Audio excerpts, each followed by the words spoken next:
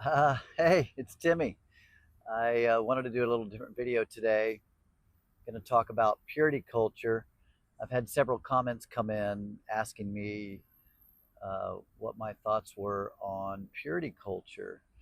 And, I was definitely impacted greatly by the purity culture.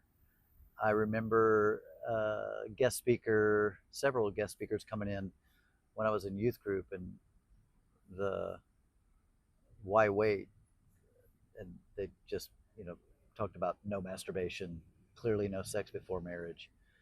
You could hold hands and kiss. You couldn't use your tongue, of course. That was the devil's kiss.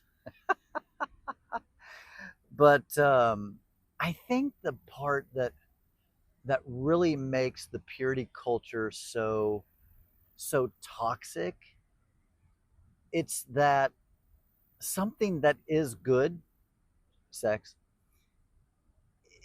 that it's only good if you do it like this, which is one man, one woman who are married. So, and this is, I'm not even covering the homosexual issue. Again, when I was a Christian, and how clearly the shame and the guilt that went along with all my friends that were gay or bisexual had to live through, the guilt and shame that they had to deal with was just tremendous. But as a heterosexual, I remember really pretty early on. I'd have to really think about it to remember when that little horny switch was turned on. My biological clock was turned on, and I was super interested in girls. It was pretty young. Like, I think I was around 10, 11, 12, and I'm like, I like girls, and I know it, and I want to kiss them, and I want to see them naked. Um, that was just biological. But then I would go to church, and it's bad, it's evil, it's of the devil. Don't do it. Don't even think about it. There's that verse in the Bible that says if you look upon a woman in lust, then you've committed adultery already in your heart. Which then I'm like, okay, well then let's go ahead and do it then. Thinking about it doesn't feel near as good as doing it. Let's just do it. But the reality is, the truth is, I held on to my virginity. I was almost, I know the day I lost it. I lost it on Valentine's Day, 1987, is when I lost my virginity in the back seat of a car. And I remember the guilt and the shame. I felt like such a failure. And then, of course, it felt so good. Of course, I went to church and repented of my sins and asked God to forgive me and restore my virginity. We called that spiritual virginity. You could get your spiritual virginity back. So I prayed that prayer and asked God to give me my spiritual virginity back. And then I did it again the very next week, and then repented of my sins again on Sunday. And this was just a recurring loop for me. I'd have sex and then ask God to forgive me, repentance, repentance, and then right back. It was just this loop, and there was just constant shame. And the other big piece was just the whole stupid thing around no masturbation. That is just ridiculous. Masturbation is the most normal biological thing that everybody should practice. Everybody should masturbate. Uh, Absolutely. That is the most. That is the most harmful, ridiculous, stupid thing that I ever taught or believed as a former evangelical pastor. By the way, that's what I did for 30 years. I was an evangelical pastor. I taught this silly stuff for 30 years. I spent 48 years of my life as a Christian, giving my heart to Christ when I was 7. I deconstructed began my deconstruction process 6 years ago. I would call myself agnostic at this point. Atheist as it relates to the Bible God. I definitely know that God doesn't exist. But, is there something out there in the universe? Hello, I don't know. Maybe. But the toxicity that comes along with and just walks alongside this whole purity culture thing is just it goes further than just sex, right? I remember not only teaching this stuff, but remembering this stuff when I was in youth group in church. They would talk about how important it was for women to dress modest. You know, don't be a temptation for men. If you dress a certain way, you're causing men to stumble. Oh, brother. Yeah, I look back on that and it's just I'm embarrassed. Um, yeah, just embarrassed that I ever taught that kind of ridiculousness. Um, yeah, I think when I reflect back on that time, you know, as a young person, we're so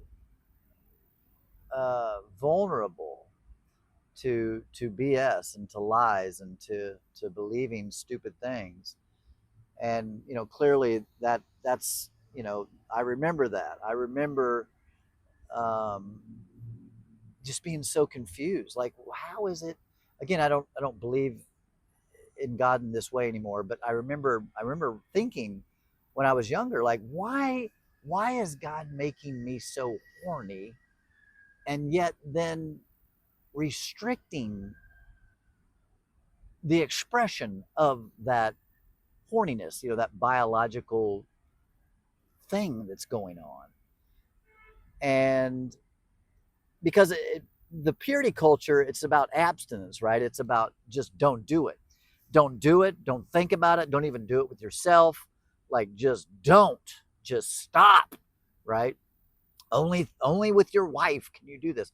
And even that, it impacts that greatly because, one, you don't have any experience, number one. Number two, you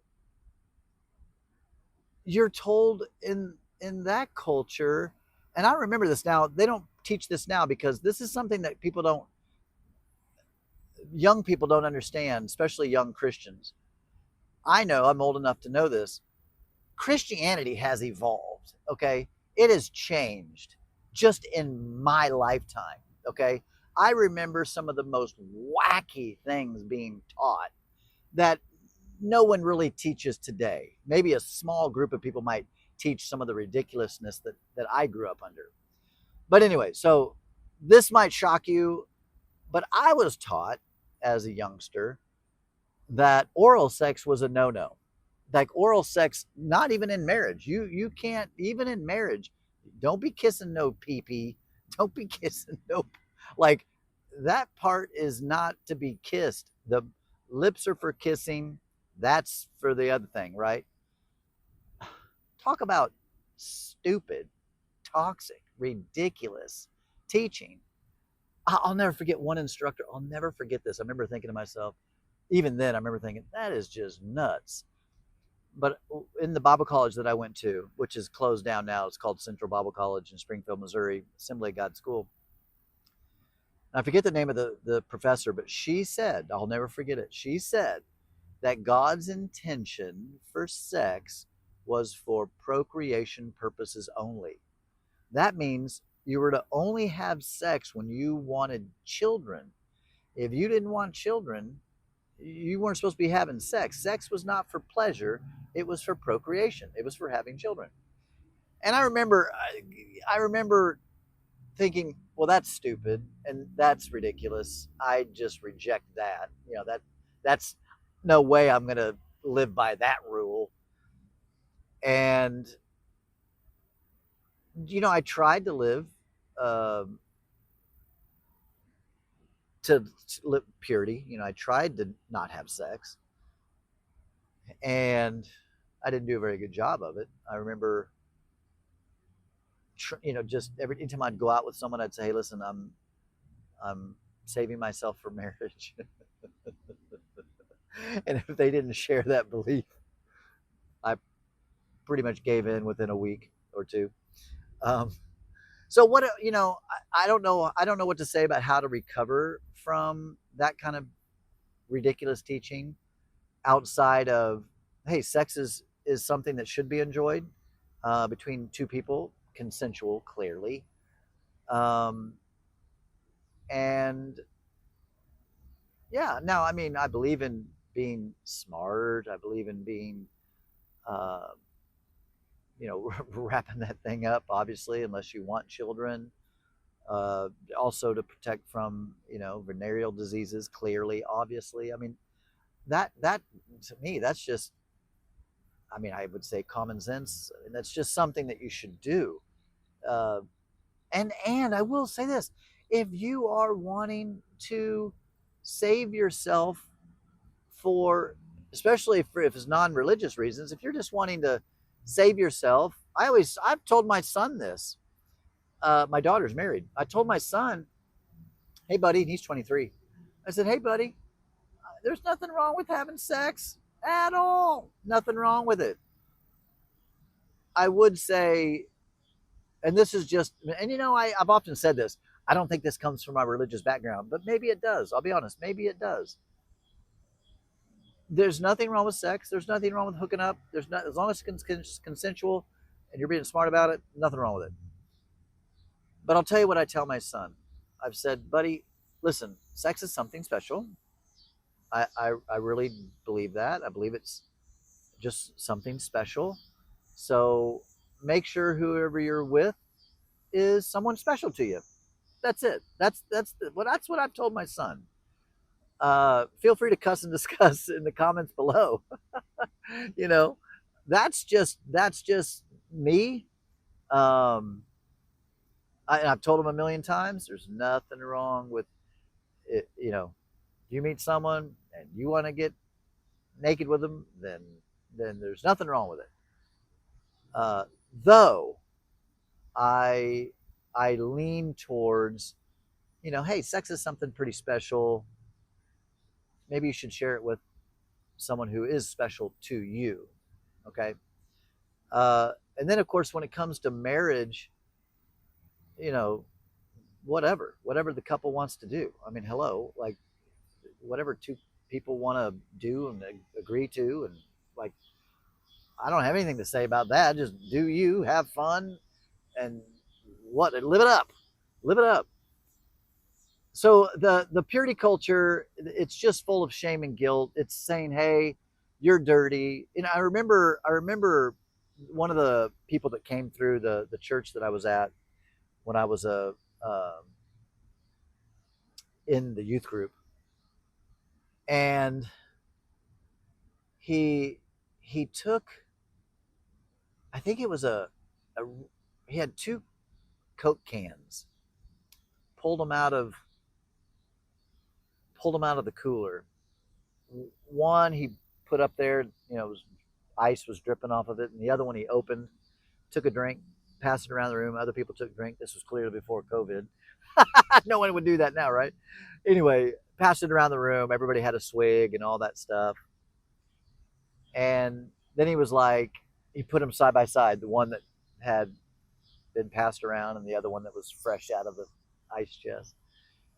And he was like, now, which one, if I said I was going to give you either one that you wanted, which one do you want? And everybody picked the one that was unopened and fresh out of the, he was like, because this one's the one that if you sleep around, you're used up, blah, blah, blah, blah, blah. And I thought, and what's funny? I remember this because after the service was over, I remember walking up to this guy and I said, can I just ask you a question? He said, absolutely. Ask me anything. I said, did you save yourself for marriage? And he was like, well,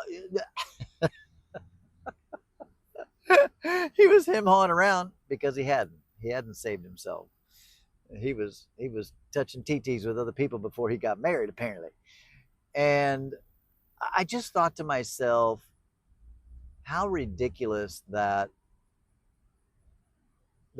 I'm guilty of this when I was a pastor. That in our culture we taught such a ridiculous thing that someone who has sex before marriage is like offering a used Coke can to your future spouse. And I I'm at a loss for words on just how absolutely ridiculous and toxic and harmful and hurtful that is, because it's just not true. And the truth is, yeah, be smart. The truth is, sex is just a biological, natural thing that people engage in, and it's beautiful. Like, it's beautiful. Uh, yeah, I like I said, I'm at a loss for words on just how it is so harmful, other than you're just believing a lie. I mean, at the bottom line is, it's not true that if you have sex before marriage that you're somehow less than, or you're somehow bad. And we talk about, back in the church days, it was like, oh, she's a bad girl, which is what that meant, is that she slept around, or he's a bad guy, he sleeps around. Really? Like, no, it's like eating. It's like drinking water. It's not bad. It's just what people do. Um, and it's natural and it's okay. And to unwind that, I'll be honest, for me, it was such a biological pull in me. I'm, just a very sexual person. So I always just thought that was just so odd that God would have, again, I don't believe in God like this, but that God would have made me how I am, super sexual, and then like judge me for being that way, you know? Uh, it's like a tree feeling guilty about being a tree. It's like, what? That doesn't make sense. And yeah, so I guess my word of advice would be, um, to anybody that might be watching, if you're struggling with some kind of uh, guilt and shame from the past, yeah, I mean, I guess just find some resources, some books, um, things that can help you work through that and detoxify from that traumatic. It's like any other trauma, really. It's just, you might need to go to some therapy, possibly, to kind of work through that trauma of a false psycho teaching that sex is bad, that sex is somehow bad if it's not within the confines of a marriage. That's just so ridiculous. Um, yeah, I hope this helps, give you some food for thought. Um, yeah, I, I I don't. Yeah, I just don't know what else to say to really offer anything that can just fix, that can, I mean, it took me 6 years to go through my deconstruction process. And pretty early on, even when I was a Christian, I really started finding that wait till you're married BS to be just stupid. Um, Even when I was a pastor, I was starting to see how that was just ridiculous and not helpful at all. Uh, and, most everybody doesn't actually do that. All they do is just feel the guilt and shame from not doing it.